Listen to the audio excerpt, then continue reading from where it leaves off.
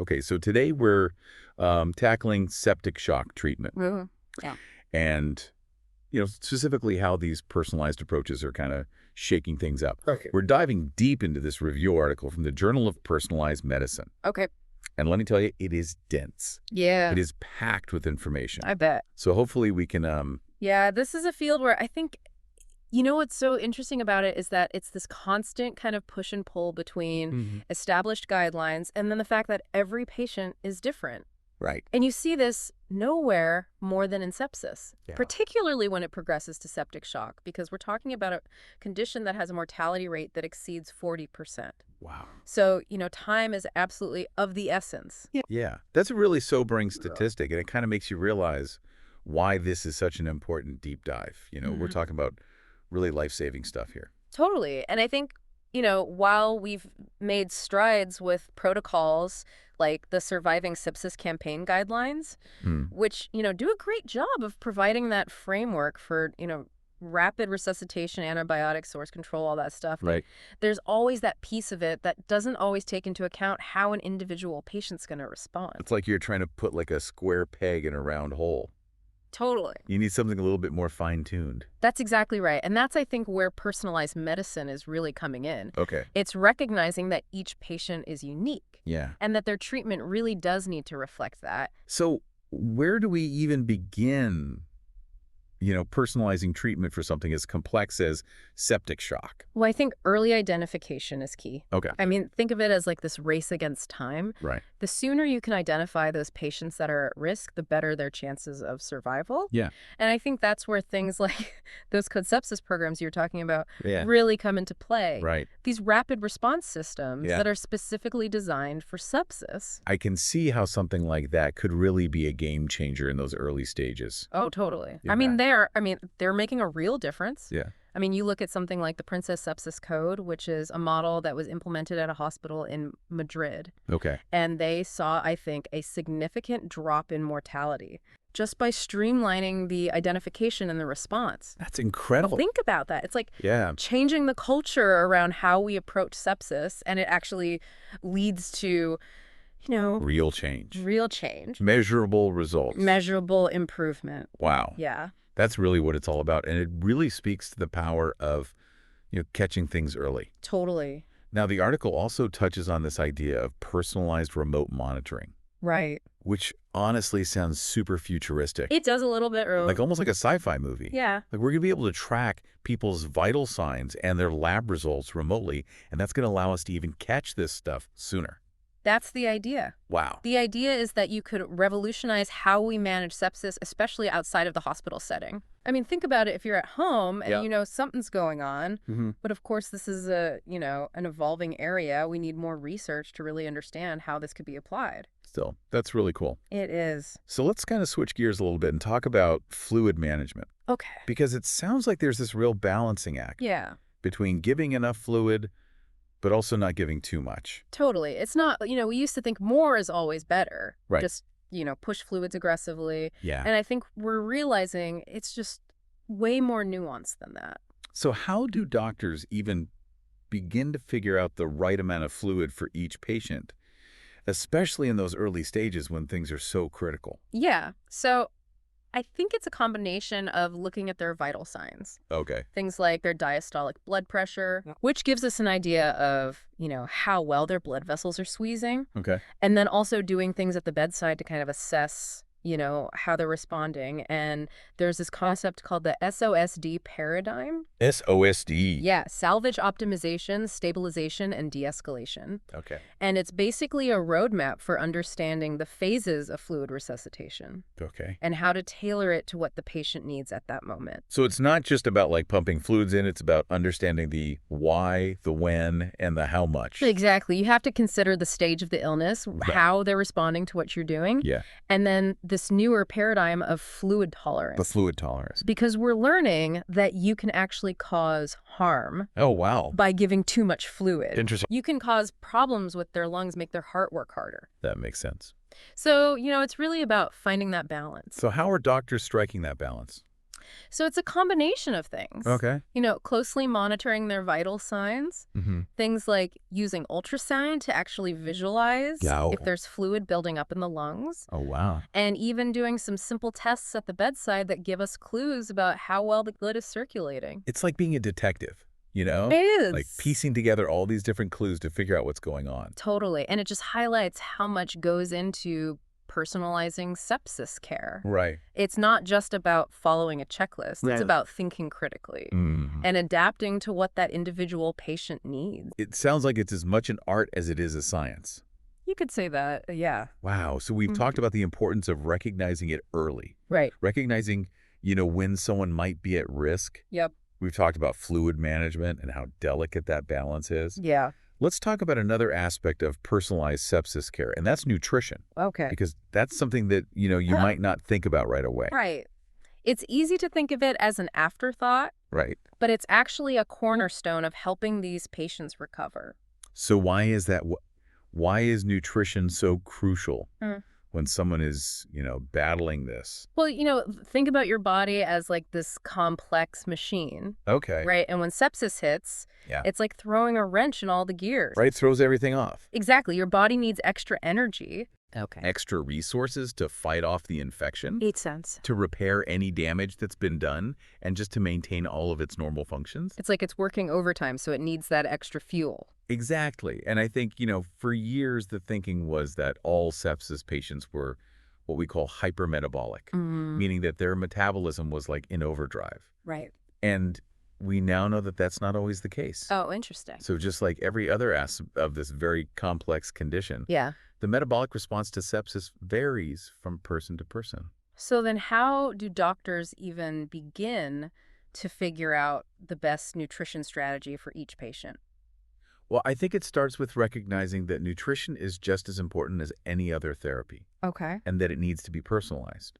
Okay. So moving away from that one-size-fits-all approach. Yeah. And embracing something called nutrition stewardship. Nutrition stewardship, what is that? It sounds very official, doesn't it? It does. But it's really about approaching nutrition with the same level of care and precision as we do, medications or surgery. Yeah. It's a holistic strategy that starts with, properly diagnosing their nutritional needs and continues all the way through to when they're discharged and recovering. So it's not just about making sure they're getting calories, it's more in depth than Oh, that. for sure. Okay. Yeah. The article highlights what it calls the 6 Ds of nutrition stewardship. 6 Ds. Diagnosis, drug dose duration, de-escalation, and discharge.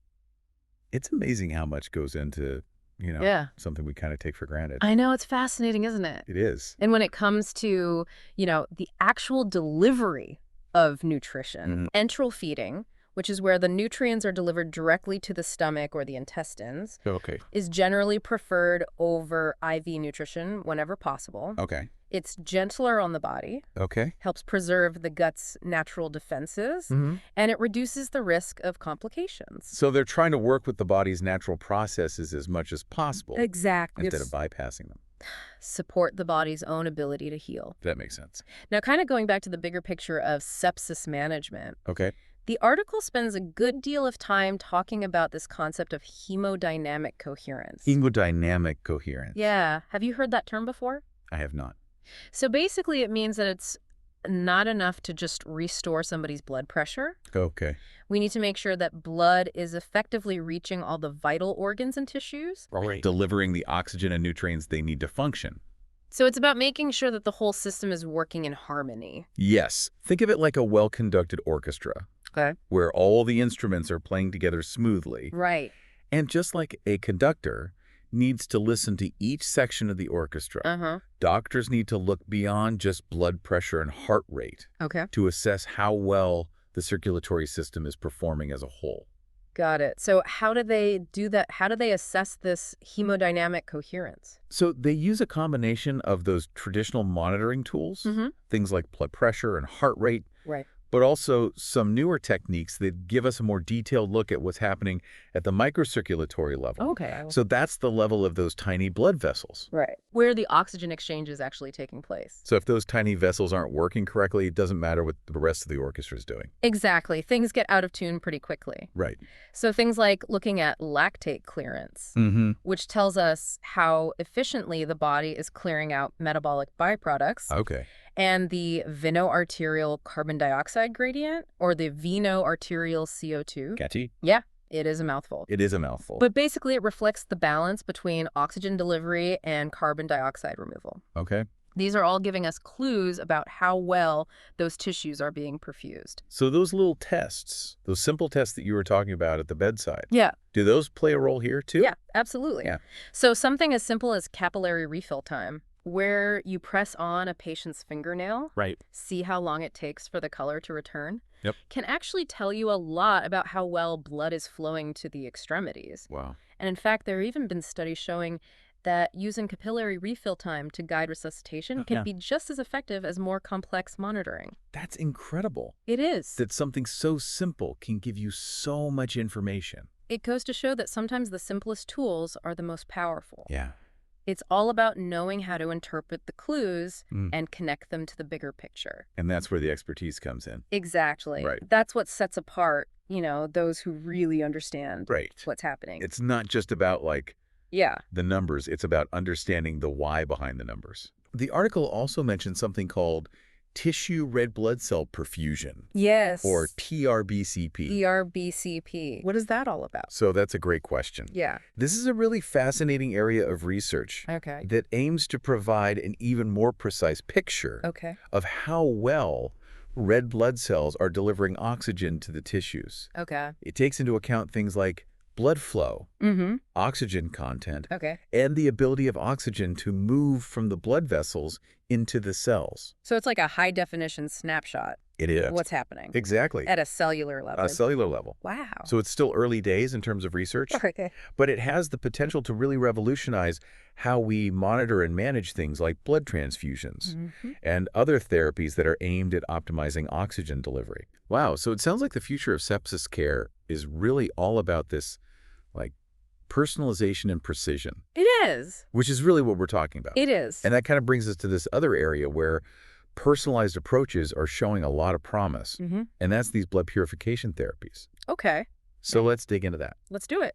Blood purification therapies. Right. Sounds very it does. Science fiction. It does sound very sci-fi, but straight out of Star Trek. Right. It kind of does, but it's quickly becoming a reality. Wow. So what are we talking about here? So essentially, these therapies involve using specialized filters to remove harmful substances from the bloodstream. And that gives the body a fighting chance to recover from sepsis. So it's like we're taking this more direct approach to cleaning up the mess that sepsis creates in the body. That's a great way to put it. Right. Yeah. I mean, we've talked about how sepsis triggers this cascade of inflammation, immune system dysfunction. And these therapies really aim to interrupt that cascade by removing the culprits. So we're talking about things like endotoxins. Those pesky cytokines we were talking about before. So how do these filters even work? Right. Are we talking about some sort of superfine sieve? That can drain out these little molecules? That's a great question. Yeah.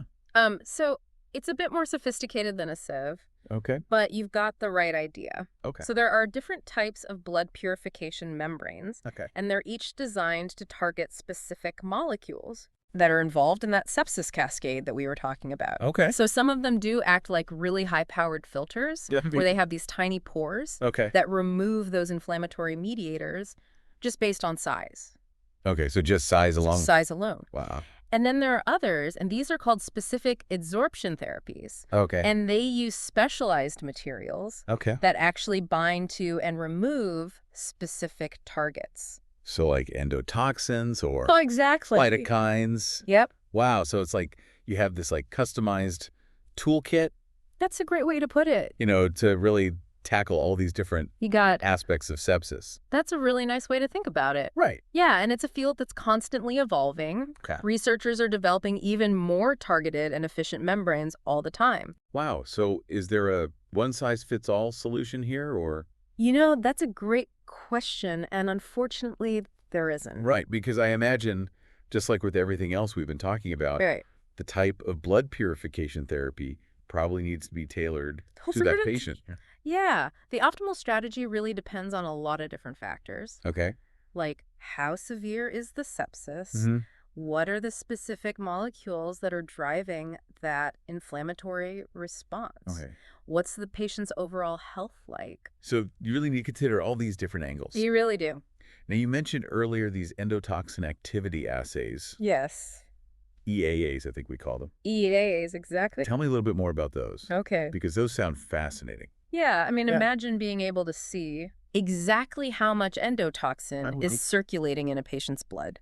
That's what these assays allow us to do. Wow. And so how does that actually work? So basically, it's a blood test. Okay. And it measures the level of endotoxins. Okay. And this is really valuable because it helps us figure out, okay, how bad is the endotoxemia? And then how do we tailor the blood purification therapies? So someone who has, sky-high endotoxin levels might need something more aggressive. Exactly. Than someone who's got, slightly elevated. Precisely. So it's like having a roadmap that guides you to the most effective treatment. That's a great way to put it. But you did mention earlier that those tests aren't really widely available yet. That's true. Which is unfortunate.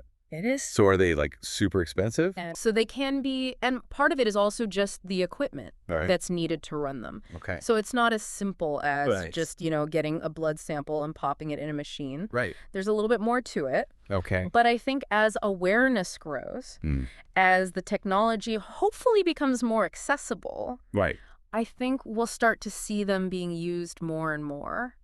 Yeah, because if they can really target the treatment, that seems like the way to go. That makes sense, right? That makes a lot of sense. You can really personalize it. Now, the article seems particularly excited about one membrane in particular. Oh. Oxyaris. Yes. What's so special about that one? So Oxyaris is really interesting because it's what we call a multimodal blood purification membrane. Multimodal, so it can do more than one thing. Exactly. So it has this unique 3-layer design. Okay. And what this allows it to do is to effectively remove both endotoxins and cytokines. Oh, wow. At the same time. So it's like you said earlier, instead of having to choose a target. Exactly. This one can do both. It's like the best of both worlds. It is the best of both worlds. That's really incredible. So what does the research say about how well it works? So the initial findings are really promising. Okay. Studies have shown that it can significantly reduce the levels of both endotoxins and cytokines in the blood. Okay. And it seems to be well tolerated. Okay, that's good. Which is always important. We don't want to be giving people therapies. Right. More harm than good. Exactly. Oh, yeah. Exactly.